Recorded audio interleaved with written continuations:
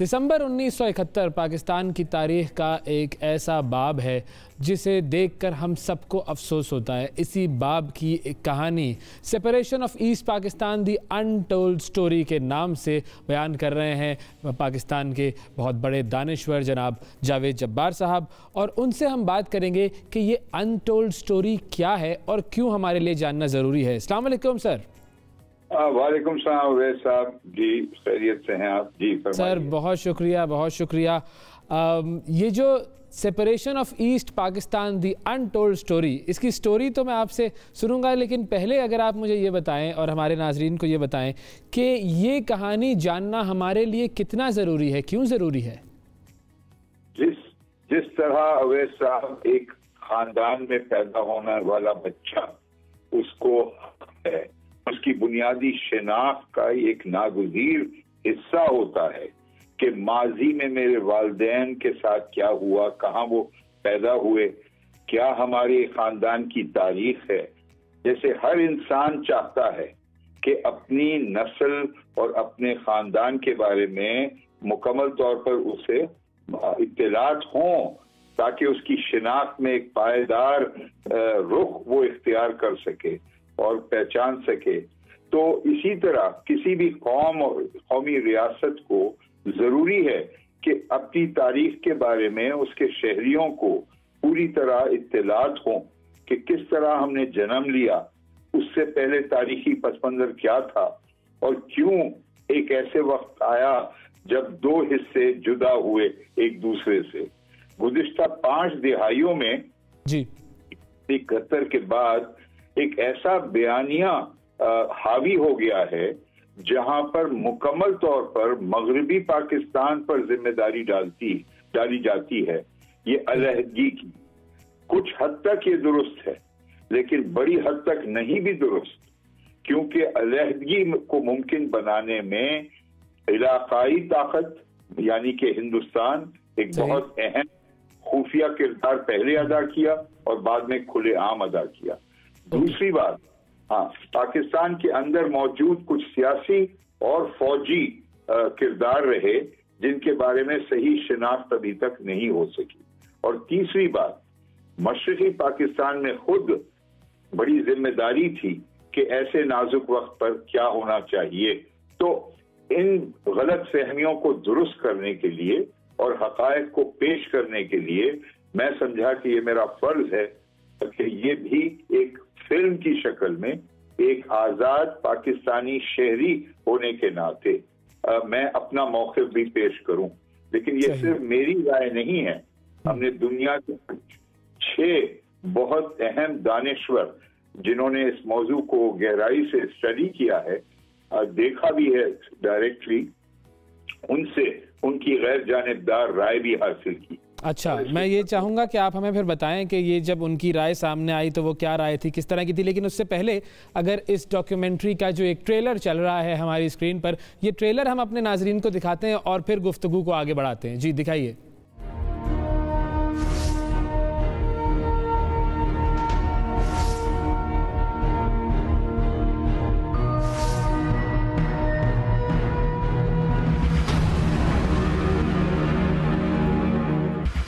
जी जावेद साहब, ये बताइए कि अब ये जो कहानी है जिसमें आपकी रिसर्च शामिल है और ये जो आपने बताया कि गैर जानिबदार दानिश्वरों की गुफ्तगू और उनके ओपिनियंस भी शामिल है, एक तो ये कि इसको बनने में कितना अरसा लगा?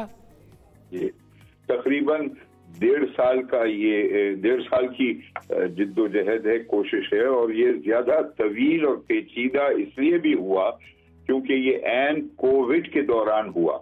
उमूमन जब फिल्म बनाई जाती है तो अराकीन जो प्रोडक्शन टीम के हिस्से होते हैं वो एक ही जगह पर मौजूद होते हैं, मोर और लेस। लेकिन इस फिल्म में अनोखी बात ये थी कि 3 मुख्तलिफ कॉन्टिनेंट्स यानी कि एशिया, पाकिस्तान और बरतानिया यानी कि यूरोप में, और न्यूयॉर्क अमेरिका में, इन तीनों जगहों पर हमारी प्रोडक्शन टीम फैली हुई थी।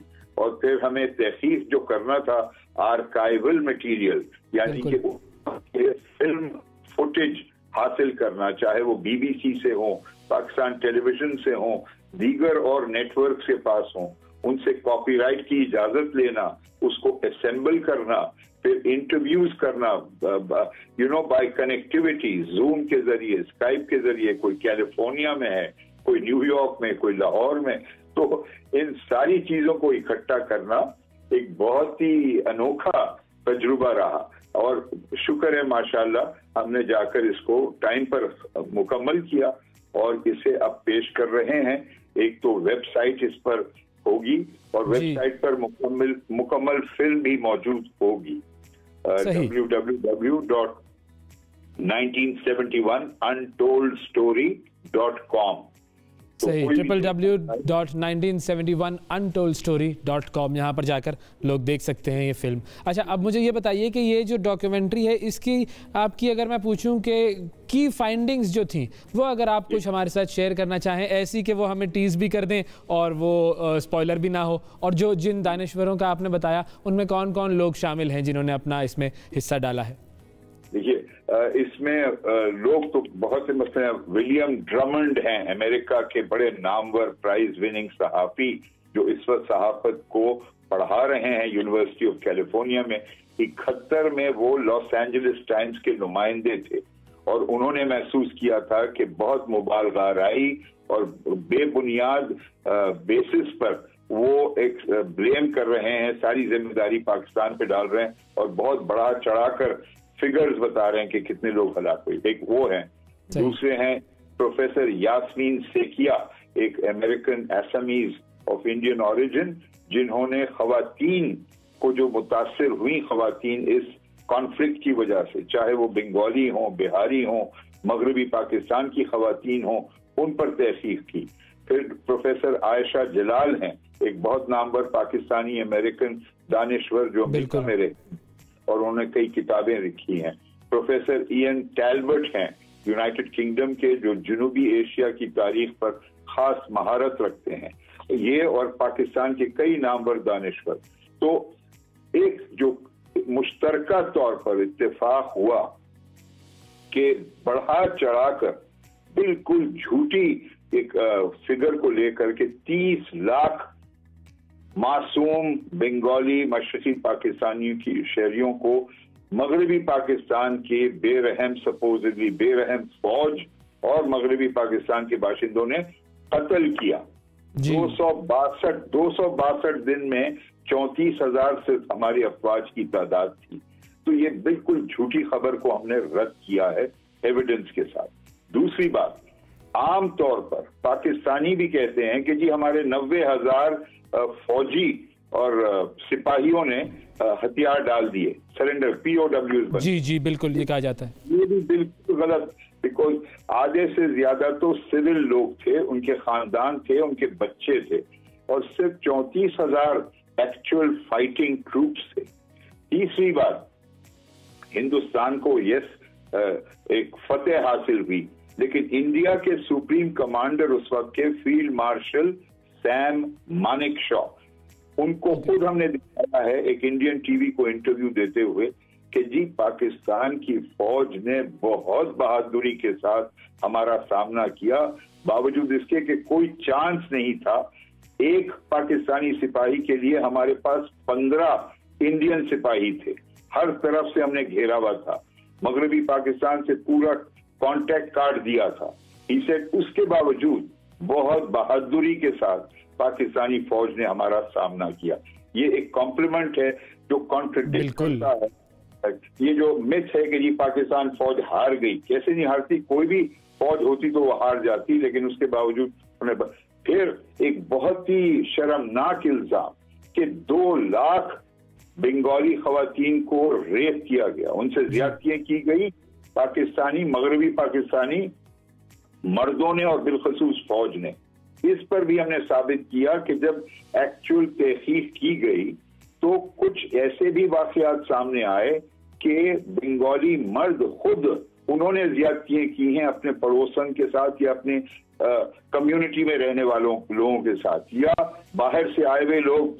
ये साबित हुआ, मोरारजी देसाई जैसा शख्स जिस इंदिरा गांधी के बाद वजीर आजम बने, उन्होंने बाकायदा एडमिट किया कि 5,000 हिंदुस्तान फौजी सिपाही को भेष बदलकर मुक्ति वाहिनी के नाम पर उनको प्रिटेंड करते हुए कि ये मशरकी पाकिस्तान के मुसलमान लोग हैं, उन्होंने जाकर पाकिस्तानी फौज के खिलाफ काम किया, ब्रिजेस तोड़े, और वो डिमांड कर रहे थे कि जी इनको भी आप रिकॉग्नाइज किया जाए।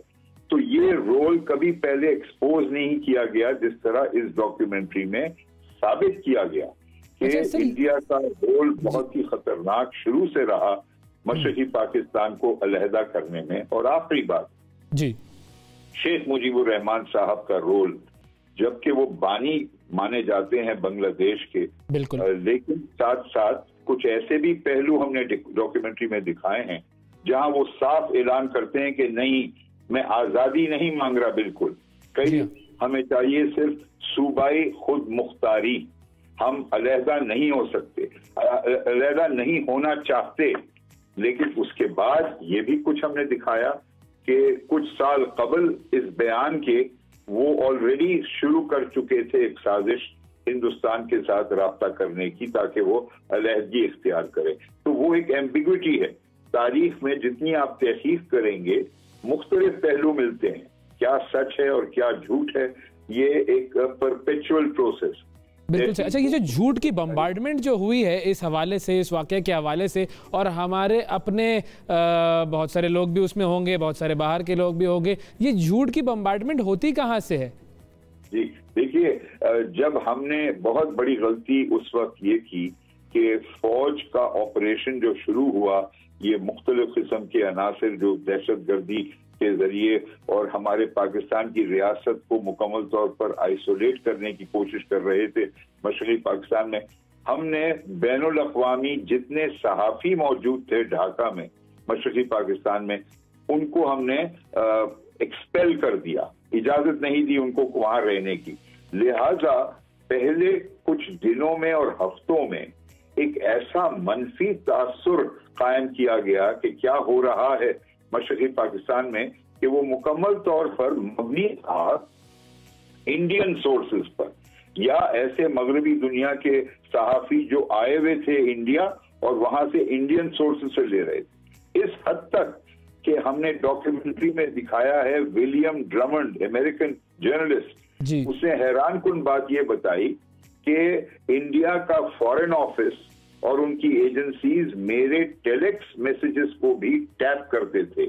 तो मैं कभी कभी जब स्टोरी बयान फाइल करता था लॉस एंजलिस के लिए, तो इससे कबल कि मेरी स्टोरी छपे न्यूज़पेपर में, मुझे फोन कॉल आता था ये इंडिया की फॉरेन मिनिस्ट्री से कि आपने क्या लिख दिया है, क्यों लिखा है, ये गलत है, जबकि वो छपी भी नहीं थी।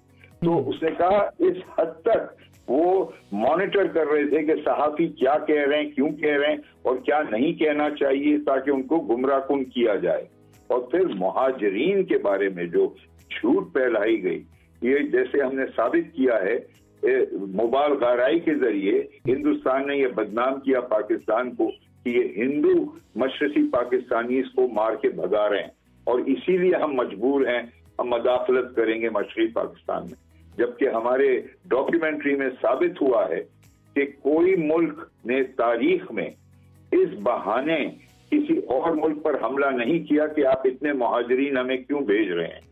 अगर ये होती बात तो पाकिस्तान को तो चाहिए था अफगानिस्तान पर हमला कर देता 1979 में। बिल्कुल हमने एक्सेप्ट करते रहे, आज तक एक्सेप्ट कर रहे हैं।